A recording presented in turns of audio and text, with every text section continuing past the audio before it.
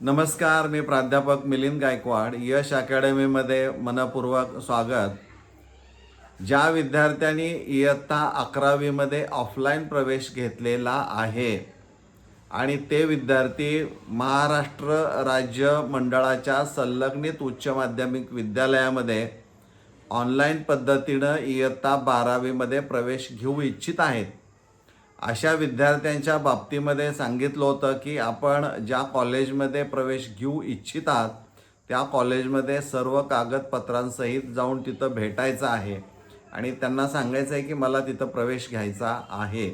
आता यामध्ये परराज्यातले विद्यार्थी असतील, इतर बोर्डचे विद्यार्थी असणारे आहेत, म्हणजे CBSE असेल, ICSE असेल किंवा NIOS असेल किंवा IB असेल, म्हणजे महाराष्ट्र स्टेट बोर्ड सोडून इतर बोर्डचे विद्यार्थी असणारे आहेत किंवा काही विद्यार्थी सैनिक स्कूलचे असणारे आहेत किंवा रात्रशाळेचे असतील, आश्रमशाळेचे असतील. अशा विद्यार्थ्यांना 12वीमध्ये ऑनलाईन पद्धतीनं प्रवेश घ्यायचा असेल तर तुम्ही हा व्हिडिओ पाहिल्यानंतर ज्यावेळी कॉलेज ओपन होतील त्यावेळेस कॉलेज जिथं तुम्हाला प्रवेश घ्यायचा आहे त्या कॉलेजमध्ये जाऊन भेटा. एकूण महाराष्ट्राचे जे काही 8 विभाग पाडलेले आहेत त्यापैकी कोल्हापूर विभाग, म्हणजे पुन्हा एकदा सांगतो, मुंबई आहे, नाशिक आहे, पुणे आहे, कोल्हापूर आहे, त्यानंतर अमरावती आहे, छत्रपती संभाजीनगर आहे, लातूर आहे आणि नागपूर आहे. अशा 8 डिव्हिजन्स आहेत.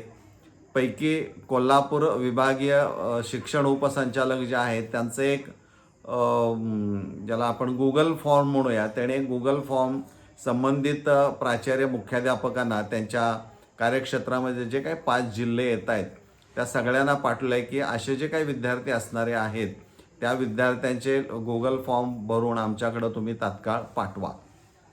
आता एक कोल्हापूर विभागीय शिक्षण उपसंचालकाचा आहे, परंतु इतर विभाग जे असणारे आहेत त्या विभागामधल्या उच्च माध्यमिक विद्यालयाला किंवा कनिष्ठ महाविद्यालयाला अशा पद्धतीनं गुगल फॉर्म दिलेला आहे की नाही याबद्दल कल्पना नाही, परंतु तुम्ही जाऊन त्यांना भेटून सांगू शकता.